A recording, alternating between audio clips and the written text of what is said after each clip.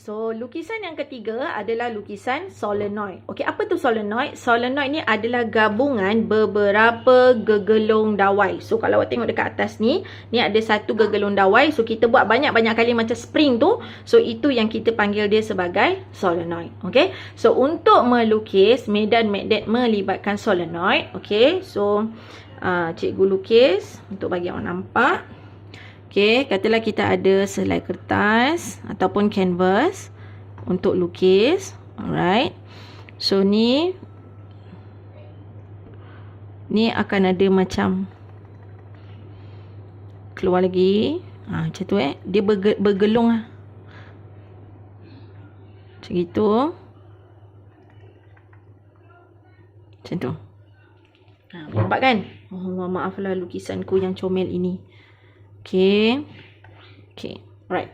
So sebenarnya dia bergelung ke bawah lah. Tapi kita tengok kat atas tu macam dia satu yang keadaan yang macam gini je lah kan. Okay, jadi arus akan mengalir. Okay, so dari sini dia akan naik. Okay, dia akan naik daripada depan, dia akan turun kat belakang. Kemudian dia round balik, dia naik balik depan. Kemudian dia turun kat belakang, dia round, dia naik depan, dia turun belakang, dia naik depan, dia turun dekat belakang. Okey. So, untuk solenoid, kita akan masih juga menggunakan petua genggaman tangan kanan, tapi kali ini dah berubah. Okey. Kalau tadi arah arus kita pakai ibu jari, ini adalah arah medan magnet. So, untuk solenoid, kita akan ubah. Jari awak ni adalah arah arus. Dan ibu jari akan menunjuk kepada arah utara. Okey. So dalam keadaan ni kalau awak tengok dia naik dekat depan, dia turun kat belakang. So awak punya genggaman akan jadi macam ni lah. Okey, genggaman awak akan jadi macam ni. So itu menunjukkan bahawa sebelah kiri adalah kawasan utara. Okey, sebelah kiri adalah kawasan utara, manakala bahagian sebelah kanan akan jadi kawasan selatan. Okey, jadi kita dah belajar tadi, awal-awal tadi, bahawa medan magnet bergerak daripada arah utara ke arah selatan. Betul? Jadi, untuk melukis medan magnet, kita akan lukis dia bentuk lingkaran macam ni. Okey, kita akan lukis dia bentuk lingkaran macam ni. Okey, bahagian tengah ada satu line tegak. Okey, kita buat lingkaran belakang. Kita buat lingkaran belakang pula. Okey, nanti cikgu akan lukis yang lebih jelas. Okey. So, ini adalah utara. So, arahnya sentiasa keluar dari utara. Dia akan masuk dekat selatan. Okey, bahagian selatan masuk. Okey, bahagian utara akan keluar. Okey. Okey, jap. Ni tengok ni, cikgu akan reverse. Cikgu reverse lukisan ni. Okey, yang mana cikgu akan buat arah dia berbeza. Ni cikgu nak lukis cantik sikit lah kononnya ya. Saya cuba. Okey. Okey, so ni medan magnet dia ke mana tadi? Okey. So dia ke sini. Okey, ke sini.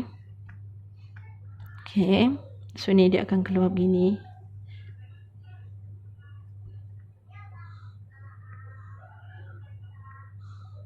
Okey. So ni dia akan turun. Dia akan turun lah ni. Okey, dia akan turun. Okey. Jadi arusnya begini. So dia akan naik dekat belakang, dia akan turun dekat depan. So ni dia pusing balik. Dia akan naik kat belakang, dia akan turun kat depan. Pusing balik. Naik kat belakang, turun kat depan. Dapat? So dia akan turun dekat depan. Jadi tangan awak akan jadi begini. Tangan awak akan jadi macam ni. Sebab dia turun. Dia naik dari belakang, dia turun dekat depan. So, maksudnya utara akan menjadi sebelah kanan. Ni utara awak. So, dia akan jadi sebelah kanan. Okey, sebelah kiri akan jadi selatan. Okey. Jadi, lukisan dia. Okey, buat bulatan. Tengah-tengah akan ada satu garisan tegak. Okey, ni buatlah lagi satu bulatan kat tengah ni. Okey, kemudian sebelah sini pula. Okey, so garis yang berada di tengah-tengah ni, ataupun sebenarnya bila dia keluar dekat utara, maka anak panahnya akan keluar. So anak panahnya akan keluar lah. So ni dia akan keluar, Okey. Yang ini anak panahnya masuk ke dalam. Right? Jadi andai kata cikgu boleh keluar, cikgu lukiskan medan elektrik dia saja, medan magnet dia saja. So dia akan ada satu arah begini. Kemudian ni yang keliling gegelung. Okay, so ini arus dia keluar, medan magnet dia keluar. So dekat sini medan magnet dia akan masuk dalam. Okay. So sini ada satu lagi. So dekat sini pun medan magnetnya keluar. Dekat sini dia akan masuk. So ini adalah selatan, ini adalah utara. Okay. Boleh ya? Cikgu harap awak dapat tangkap apa yang cikgu ajar. Okay, so itu adalah untuk melukis medan magnet. Okay, untuk 3 jenis konduktor. Yang ni nanti cikgu ajar bila jumpa. Ni kalau ajar dalam video nanti takut awak mengalami kemurungan. Okay. Alright. So, end of this video is faktor-faktor yang mempengaruhi kekuatan medan magnet bagi sebuah elektromagnet. Okay. So, kalau awak perhatikan di sini ada 4 faktor. Okay. Iaitu yang pertama sekali adalah arus. Okay. Arus yang mengalir. Okey, arus yang mengalir. So, semakin besar arus yang mengalir, maka semakin kuat elektromagnet yang dihasilkan. Okey, so sekiranya kita gunakan 2 bateri dengan 4 bateri contohnya, kita sambungkan dengan paku tersebut, maka 2 bateri akan dapat tarik lebih kurang 2 klip kertas, tapi 4 akan dapat tangkap lebih banyak ataupun dapat tarik lebih banyak, iaitu lebih kurang 4 klip kertas. Okey. Okey, seterusnya yang kedua adalah bilangan lilitan. Okey, bilangan lilitan. So, semakin banyak bilangan lilitan, tengok kat sini 10 lilitan. Cikgu besarkan sikit lagi, tak nampak. Gitu. Okey, so ni 10 lilitan, ni 15 lilitan. So, bila bilangan lilitan lebih banyak, dia akan dapat tarik lebih banyak klip kertas kerana medan magnetnya akan jadi lebih kuat. Okey. Seterusnya adalah jenis bahan, okey, ataupun jenis teras. Teras tu maksudnya macam paku tu lah. Paku tu tadi, iaitu bahan elektromagnet tu tadi kan, dia akan jadi teras. Okey. So, bahan teras yang berbeza akan menghasilkan kekuatan medan magnet yang berbeza. Okey. So, yang terbaik adalah teras besi lembut. Okey, teras besi lembut. Okey, so teras besi lembut ni dia ada kelebihan dia. Okey, so kalau awak pergi balik nota ni bahagian atas. Okey, di sini. Di sini dia ada bandingkan antara teras besi lembut dengan teras keluli. Okey, yang mana sifat teras besi lembut ni yang pertama sekali adalah dia, yang paling utama adalah dia mudah dimagnetkan dan dinyah magnet.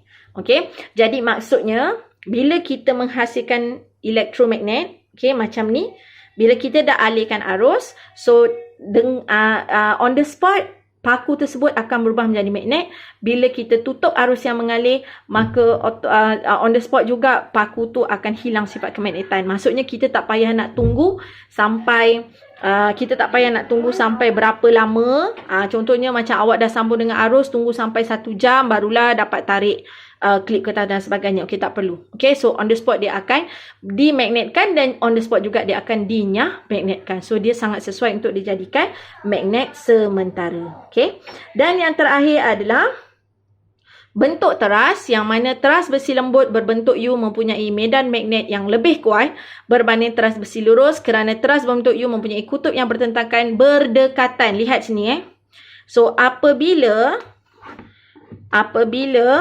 medan magnet kutub utara dan selatan semakin dekat antara satu sama lain, okey, tengok macam ni atas dengan bawah dia dekat, okey, berbanding dengan magnet bar. So sini utara, sini selatan, ni magnet bar. Okey, kalau medan magnet U, sini utara, sini selatan, jarak dia adalah lebih dekat, maka medan magnet yang dihasilkan adalah lebih kuat. So kalau awak lukis medan magnet pada U-shape magnet ni, ataupun shape magnet yang berbentuk seperti U ni, maka dia punya jarak antara garis medan magnet yang awak lukis tu akan jadi makin dekat antara satu sama lain. Okey.